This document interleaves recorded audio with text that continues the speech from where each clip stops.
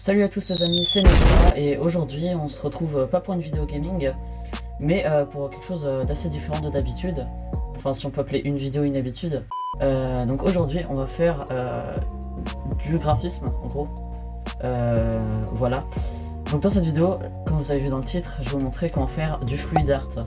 Donc le fluid art c'est un style de graphisme qui commence à être pas mal répandu, surtout dans les graphismes genre tout ce qui est bannière de chez YouTube Gaming justement.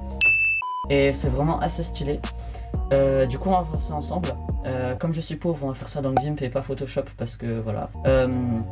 Parce que GIMP en vrai c'est sous-côté et c'est vraiment super cool. Donc la première chose ça va être de prendre une image. Franchement vous pouvez faire ça avec ce que vous voulez, créer l'image de base vous-même et tout. De toute façon on va pas la reconnaître à la fin, c'est vraiment une base de couleurs plus qu'autre chose. Donc en l'occurrence je vais prendre cette petite image de montagne plutôt sympathique. Donc on va on va la glisser dans GIMP. Voilà, donc là on a l'image d'importer. Je dézoome un petit peu. Donc pour dézoomer, vous maintenez CTRL et vous roulez la manette de la souris. La première étape, ça va être d'aller dans Filtre. Donc mon GIMP est en anglais. Peut-être que pour suivre, je vous recommande aussi de passer en anglais. De toute façon, la plupart des tutoriels sur GIMP sont en anglais, donc en général, ça aide plutôt de faire ça.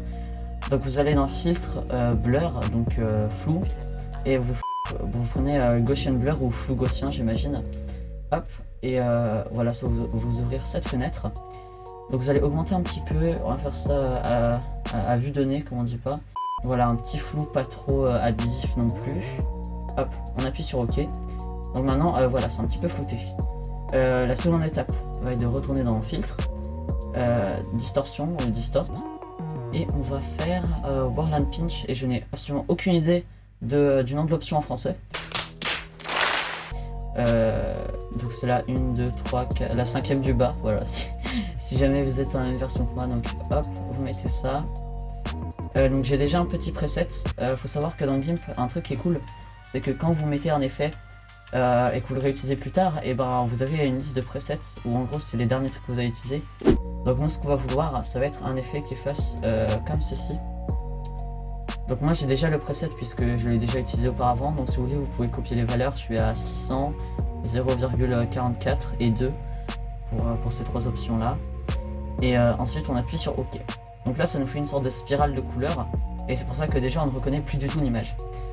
Et là où la magie va opérer, ça va être d'utiliser cet outil là, le Warp Transform, je crois que ça s'appelle gaucher en français.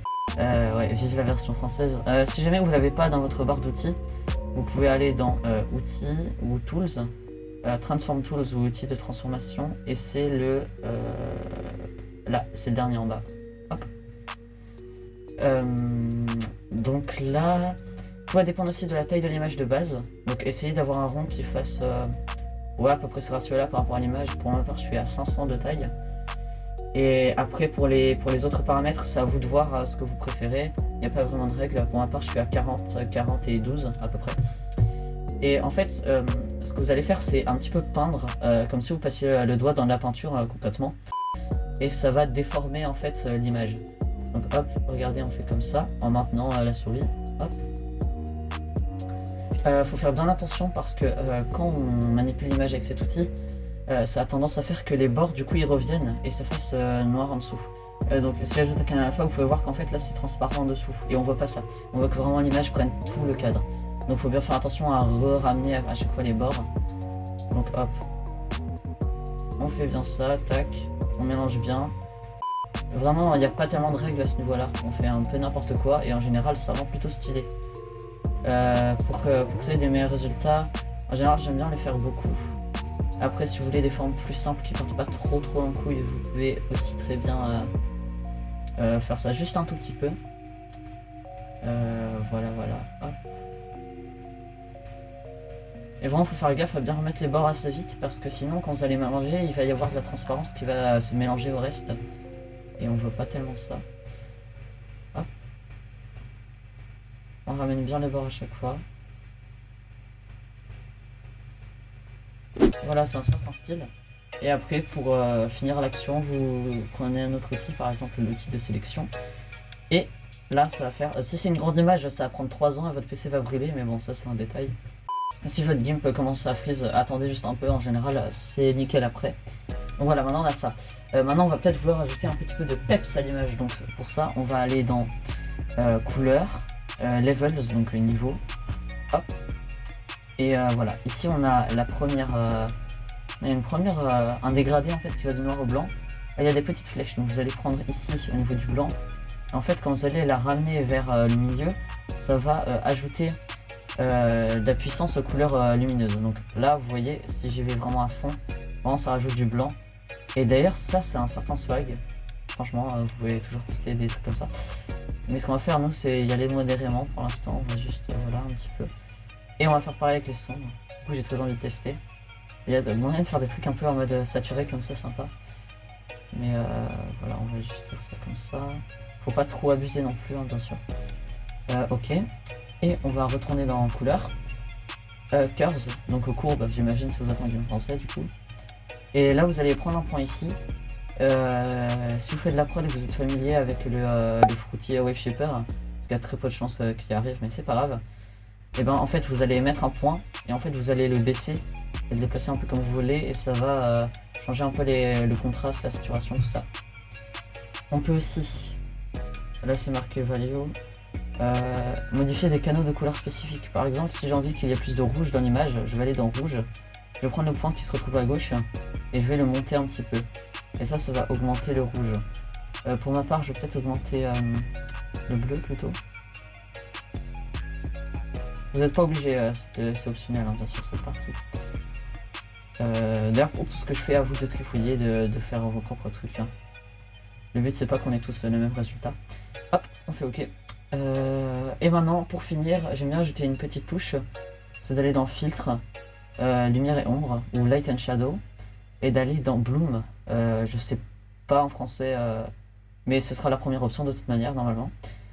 Et donc là, ça va ajouter cette espèce d'aura, un petit peu de lumière.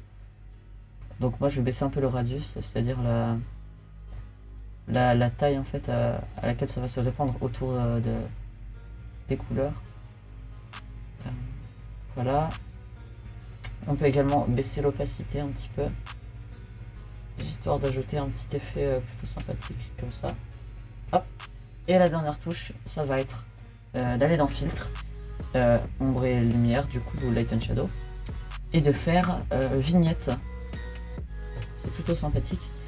Perso, je mets Softness ou douceur au maximum. Hop. Et après, je baisse l'opacité pour pas que ce soit trop flagrant non plus. Voilà, comme ça rajoute un petit style. Ensuite, hop. Donc ça peut servir vraiment pour à peu près tout, pour des bannières, pour des photos de profil, et aussi pour des fonds d'écran, vu la dimension de celle-là, et que j'ai la flemme de redimensionner. Je vais peut-être plutôt partir sur un fond d'écran. Donc à ce niveau-là, je vais aller dans Layer ou Calque, j'imagine.